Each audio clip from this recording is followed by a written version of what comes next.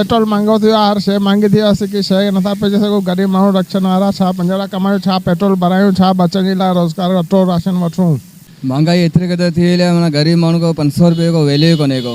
हींअर माना पेट्रोल जो अघु बि माना 300 जे अंदरि में पहुची चुको आहे।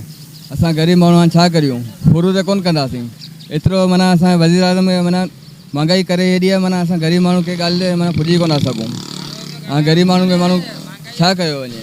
हाणे महंगाई ते छा ॻाल्हाइजे, बसि जेको माण्हू आहिनि उहे त हाणे अटो वठण जे क़ाबिल न रहिया आहिनि।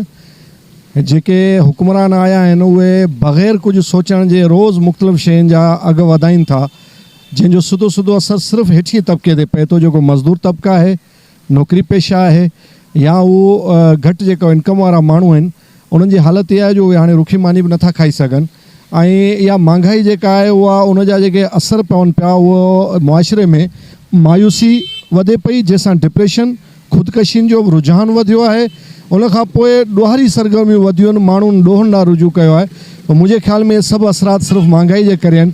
हिननि हुक्मराननि जेको हिननि जी ग़लति पॉलिसियुनि जे करे पूरो मुल्क सफ़र करे पियो, ऐं उनजा सॼा असरात सिर्फ़ु ग़रीब माण्हू ते पवनि पिया। त हिते ज़रूरत इन ॻाल्हि जी आहे त हुक्मरान जेके आहिनि से पंहिंजी करप्शन ते कंट्रोल कनि, ऐं जेके हिननि जा इज़ाफ़ी अख़राजात आहिनि उन्हनि ते कंट्रोल कनि, त जीअं बजट तां वज़न घटे ऐं माण्हुनि तां जेको आहे महांगाई जो असरु घटिजी वञे। पेट्रोल एतिरे क़दुरु महांगो थियो आहे, असीं माना उनखे माना किथे पुॼी कोन था सघूं। माना एतिरे क़दुरु महांगा थियो, उन सां गॾु ॿिया जेके टपर आहिनि से माना 100 वारा टपर 500 जे जॻह ते पुॼी विया आहिनि। असीं ग़रीब माण्हू आहियूं, माना हिकिड़ो टाइम खाऊं था त हिकिड़ो टाइम ईअं वेठा आहियूं। असांजो गुज़र सफ़र को बि कोन्हे। हिन वक़्तु असां सजावल में बीठा आहियूं, जिते ग़रीब माण्हुनि वीचारनि जेको दावूं कयूं महांगाई जे ख़िलाफ़ु, ऐं प्राइस कंट्रोल कमेटी मंज़िल आम तां ग़ाइबु आहे। न मुर्गी जे दुकाननि ते लिस्टूं आहिनि, न सब्जी जे दुकाननि ते लिस्टूं आहिनि। कंहिं बि क़िस्म जी का पुछा न पई कई वञे।